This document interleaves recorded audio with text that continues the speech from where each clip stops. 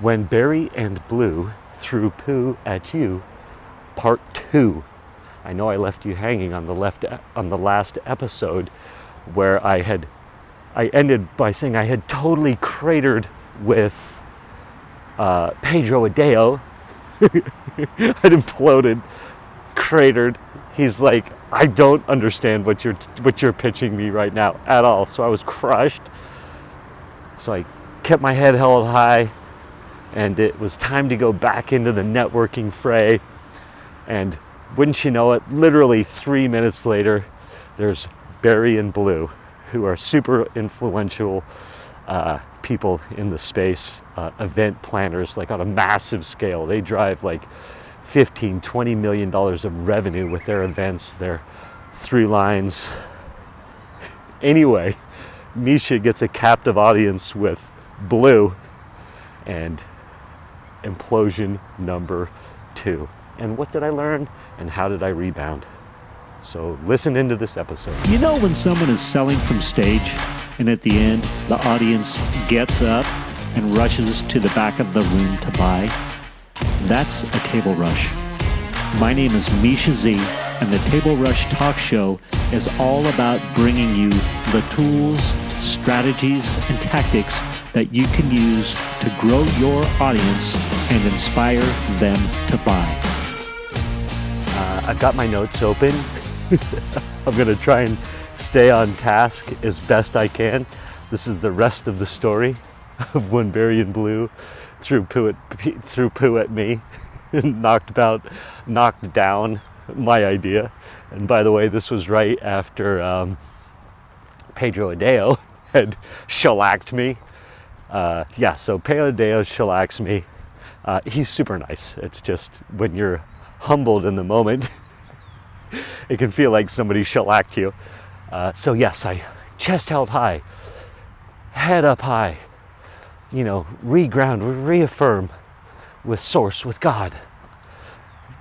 Jump back into the fray, get back into the mix, go back into the funnel hacking crowd of 300 or 400 people or whatever it is, mingling in the small auditorium and the hallway. And so I do it. I charge back into the fray. Trying to think of, isn't there some war movie where it's like back into the fray? Or I don't know, doesn't matter. Bump into Carla White. Google Carla White. And she writes books and uses AI to help you write books. She helps you write books. There we go. Quick books. She helps you write books quick. Bump into Carla. Carla, I just cratered with Pedro, but someone said I should be looking for Bari and Blue. And she's like, oh, well, that's funny. There's Blue right there. Go talk to him. And I'm like, oh boy, take a deep breath. Let's go talk to Bari. And so, just to set the frame for you, I realized, because on the intro to this episode, that Bari and Blue Baumgartner and their event production business, I wish I knew the name of it, they work on events that generate millions of dollars, right? So I said, hey, they helped, Russell make $17 million at his last event. And I was like, I don't think the audience that you who are listening knows quite how impactful Bari and Blue Baumgartner are. and what I was getting myself into. And so, basically, so Bari and Blue, they help you throw your live event or virtual event on a massive scale, and they help you develop your through line. And so your through line is basically your customer journey.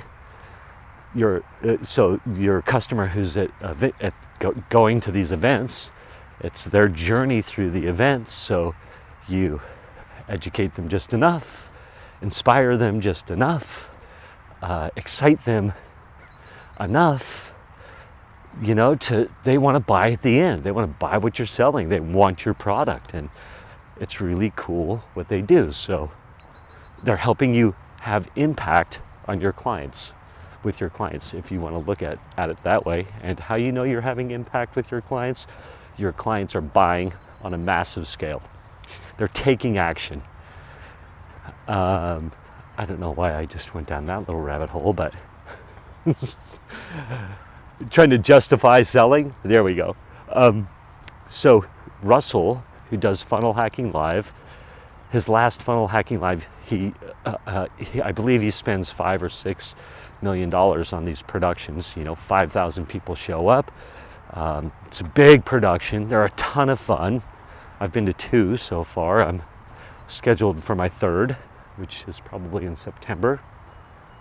I should have the affiliate link in the notes, but I probably won't get around to it. But Russell spends $6 million on this last one, something like that. But he generates $17 million in revenue. And bam, he now has made $11 million. And he has generated a ton of new clients, further revenue opportunities. His culture is growing, his community is growing. So immediate impact on a bunch of people there, on Russell's bottom line, and further impact to be had. And so Bari and Blue help people do this. They've generated, I believe at last count, they've helped people generate $1 billion worth of revenue through their events. $1 billion. Like, that's crazy. That's real money. These are real people doing real things, is what I'm trying to say. Oh yeah, and how did Russell stumble across them? So Russell, as he tells the story, or my interpretation of it is, Russell had done a couple funnel hacking lives. They went well. They're getting bigger. He does another one. Maybe it's his 3rd or 4th one, and it falls flat, and he loses a boatload of money. Loses a ton of money. He's like, I'm never doing a funnel hacking live again. I'm over it. That was horrible. Somehow he meets Pedro and Blue. Fast forward, they're like, hey, you gotta build this right. You gotta have your through line. We'll help you. We'll make it amazing. Sure enough, fast forward to today, his last one, he makes a boatload of money instead of losing a boatload of money. All of a sudden, here I am talking to Blue Baumgartner, the husband. He's the behind the scenes guy. And I'm like, Blue, I've got this great idea. Allie told me I should talk to you about it. And he says, fire away. I am your captive audience. So I start telling him all my grand ideas. And basically, let's see, where am I gonna go with this? Bear with me as I think of how to do this. I'm like, should I how deep should I go in this idea here? Because I don't wanna keep you on here too long. Anyway, basically what I'm doing is I interview your customers stadium style at your events. And what that does is that moves the needle of people who buy from you or renew from you. And it works really well for sure with like a small event of, let's say 50 to 200 people. These are the events I've got to try it at. I have a customer and she's like, oh my gosh, the way you interview my people and then deliver the content to them, it makes them renew. They spend like $7,000 to $10,000. That's her offering. And then new people want to buy my offering because they see what you do. And the last event you did for me, you literally drove $70,000 in revenue. And I was like, holy crap, that's amazing.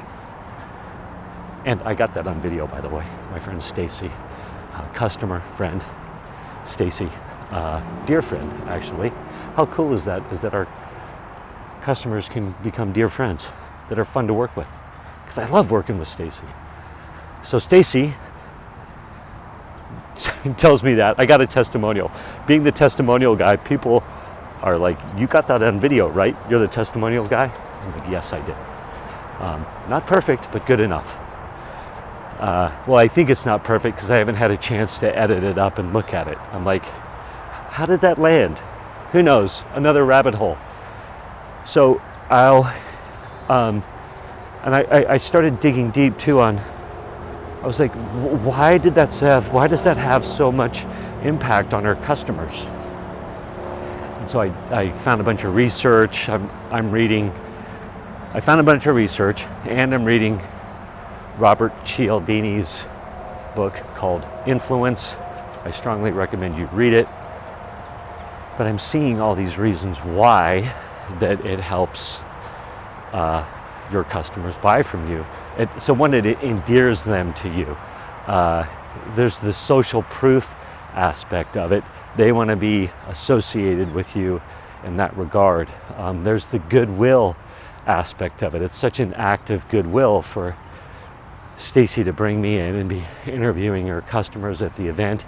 It's a ton of fun and reciprocation. So goodwill, you've got the reciprocation aspect. So you're doing this thing for your customer is inspired to work with you again, or new customers are inspired to join into this. And then of course you've got all this amazing content that you can use after. That is the natural upsell for me, by the way, is to show you how to use that content after the fact, because so many people have hard drives packed full of content. Ooh, I just thought of a good hook. Is your hard drive packed full of content instead of the airways or something like that? Anyhow, so I'm like, my thought was, man, if I could do that for Russell at his funnel hacking live, and you know, I could increase his conversions from 800 people who are spending on average, you know, $75,000 a piece or $30,000 a piece or whatever it is. Let's say it's $30,000 a piece from all the coaching people signing up for coaching, upgrading to the next level of coaching. I'm like, man, that'd be amazing. So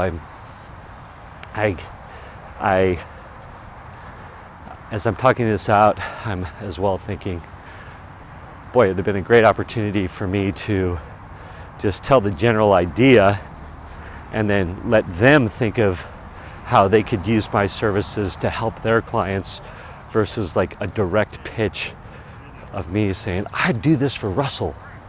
But I was framing it under the Russell example, because obviously that's where we were. Thank you for listening if you've made it this far. So I'm telling him this. And I'm like, it'd be amazing, and we could track it, and Russell's so good with documenting the numbers. And so it comes time for Bari to give me his input. And by the way, when I was talking to Pedro and pitched Pedro, I was not aware of an audience. I felt like I was in a bubble just chatting with Pedro. Nobody knew what I was up to. So the ego hit was heavy, but not that heavy. When I'm talking to to Blue, I've got an audience. A bunch of people are paying attention to my conversation with Blue. And so I have this, boy, when you have an audience, so Blue is like, look, yeah, that's great, but in effect, how is you interviewing let's say you can interview 10 people in this style at Funnel Hacking Live. He's like, there's 5,000 people there. Like that's not going to be enough to move the needle. Which may or may not be true, by the way. We could test it and try it.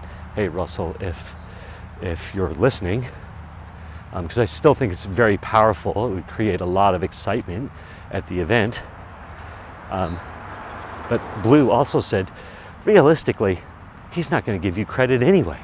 He's just going to assume that it was people who were going to buy and or renew anyway.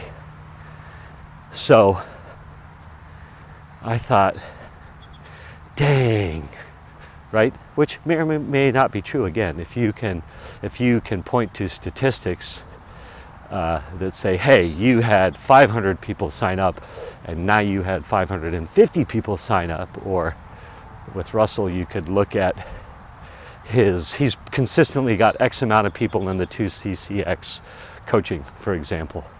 And so he has those numbers. I'm sure he pays attention on any given day how many people are in the 2CCX and how many people are returning or how many people are new.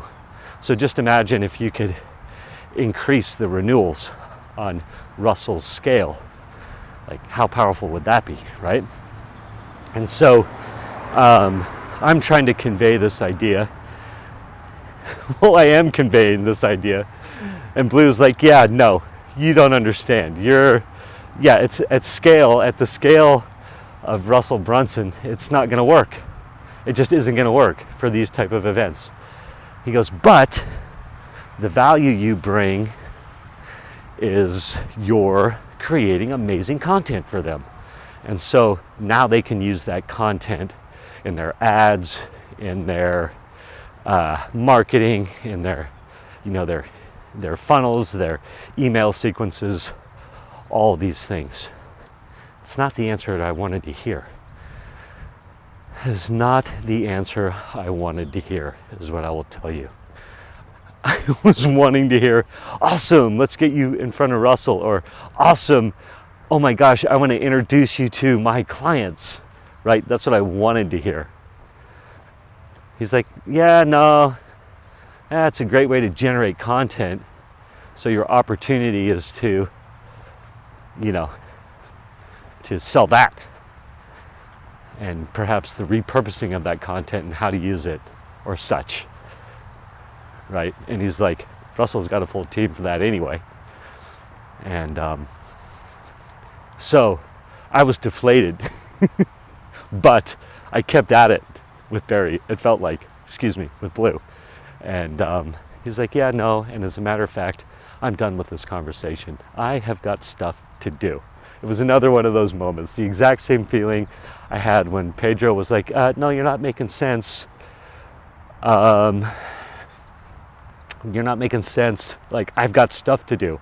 I've got more conversations to have with people other than you. And so there I was again with Blue. Same exact feeling. Yeah, this conversation is done. You know how when someone's looking at you and they're like, I'm done here. And you're trying to, what is it? It's like a girlfriend or something, or you've asked a girl out and they've said no. And there's that super awkward, how do we get out of this moment? Oh my gosh. Except this time I did have the audience. And so, I'm looking at my notes here again. Oh yeah, so the value for Russell is the content to use later. And I also have, by the way, there are so many live streaming opportunities for Russell at these events, and not even him live streaming, but of what's going all around him at these events. You could do so much cool live streaming stuff by interviewing people, by interviewing the speakers, by just so much massive live streaming opportunities. But Russell may be too controlled, I think, and I don't say that negatively. Like the event, Funnel Hacking Live has the illusion of spontaneity and fun and all this stuff, which is not an illusion.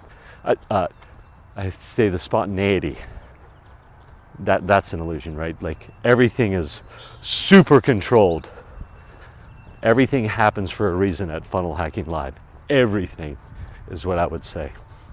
So anyhow, Carla sees me flame out. I walk away, tail between my legs, and I walk away, tail between my legs. Carla was like, looks at me and says something along the lines of, "Oh my God, what was that?